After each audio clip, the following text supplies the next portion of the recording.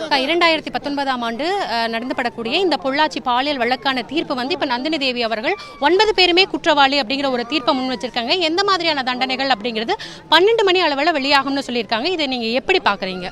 இது வந்து ஒட்டுமொத்தமாக தமிழகத்தில் இந்த சம்பவம் நடைபெற்ற உடனேயே தன்னெழுச்சியாக ஆயிரக்கணக்கான லட்சக்கணக்கானவர்கள் வீதிக்கு வந்து போராடினார்கள். எந்த அரசியல் அடையாளங்களும் இல்லாமல் இவ்வளவு பெரிய அநீதி நடைபெற்றிருக்கிறது. இந்த அநீதிக்கு எதிராக நியாயம் வழங்க வேண்டும் என்பதற்காக போராட்டத்தை நடத்தினார்கள். அப்படி போராட்டம் நடத்திய அனைவருக்கும் கிடைத்த வெற்றியாக ஜனநாயக மாதர் சங்கம் பார்க்கிறோம். குறிப்பாக அனைத்திந்திய ஜனநாயக மாதர் சங்கம் தொடர்ச்சியான போராட்டங்களை முன்னெடுத்தது. கோவை மட்டுமல்லாமல் தமிழகத்திலே இந்தியாவிலே தொடர்ச்சியான போராட்டங்களை நடத்தினோம். அன்றைக்கு இருந்த ஆட்சியாளர்களுக்கு எதிராக, காவல்துறை அதிகாரிகளுக்கு எதிராக இந்த வழக்கிலே நியாயமாக நடந்து கொள்ள வேண்டும் என்பதற்காக போராட்டத்தை நடத்தினோம். எங்களுடைய போராட்டம், நாங்கள் கொடுத்த அழுத்தத்தின் காரணமாக குற்றவாளிகள் கைது செய்யப்பட்டார்கள்.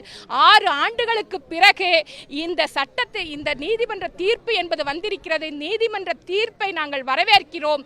அரசியல் கட்சிகள், அன்றைக்கு இருந்த அரசியல் களத்தையே மாற்றி அமைத்த வழக்கு இந்த வழக்கு. ஆகவே அரசியல் கட்சிகளுக்கும் இது பொறுப்போடு செயல்பட வேண்டும், ஆட்சியாளர்களும் பொறுப்புணர்வோடு செயல்பட வேண்டும் என்பதற்கு இந்த வழக்கினுடைய தீர்ப்பு ஒரு உதாரணமாக இருக்கிறது.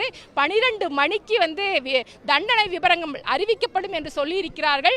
உச்சபட்ச சட்டத்தில் உச்சபட்ச தண்டனையை இந்த குற்றவாளிகளுக்கு வழங்கப்பட வேண்டும் என்பதை வலியுறுத்துகிறோம். பாதிக்கப்பட்ட பெண்களுக்கு அரசு நிவாரணம் வழங்க வேண்டும், அரசு வேலை வழங்க வேண்டும் என்கிற கோரிக்கைகளையும் இந்த நேரத்திலே நாங்கள் முன்வைக்கிறோம். அதே போல பாதிக்கப்பட்ட குடும்பங்களுக்கு பாதுகாப்பு என்பது இன்றைக்கு மிக மிக முக்கியமாக இருக்கிறது.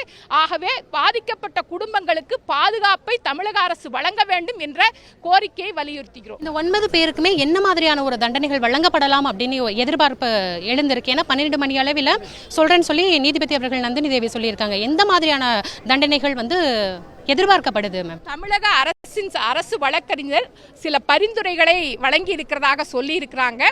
நீங்களும் கேட்டிருப்பீங்க. அந்த பரிந்துரையின் அடிப்படையில் சாகும் வரை ஆயுள் தண்டனை, அது போன்ற தண்டனைகள் வழங்க வேண்டும். அதான் நான் முதலே சொல்லிட்டேன். சட்டத்தில் உச்சபட்ச தண்டனை எதுவோ அது வழங்கப்பட வேண்டும் என்பதை ஜனநாயக மாதர் சங்கம் வலியுறுத்துகிறோம்.